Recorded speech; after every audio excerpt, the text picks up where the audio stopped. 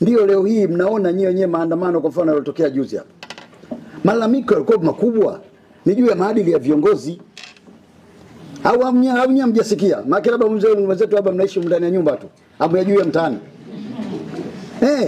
Wanalalamikiwa, tunalalamikiwa viongozi. Kuna mtu mmoja kule anaitwa Ali Edha.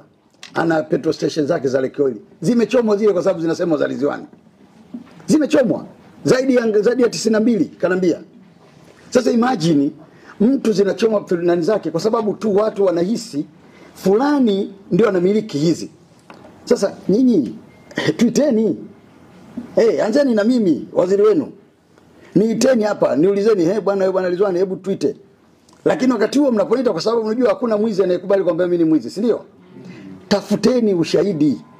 Njooni hapa baada ya kuniita hapa, iteni press conference hapo, semeni tumemwita Waziri Ridhiwani Kikwete, tumemuoji na tumejiridhisha kwamba katika hili hahusiki au katika hili anahusika. Waambieni sasa walio na ushahidi wa ziada waulete. Ndivyo mtaisaidia serikali. Hamwezi kukaa kimya nyinyi mkataka viongozi wa serikali wajitetee wenyewe huko, ni uongo mtupu. Hili jambo Mheshimiwa Jaji hatujafanya vizuri. Hatuna sababu ya kumwogopa mtu.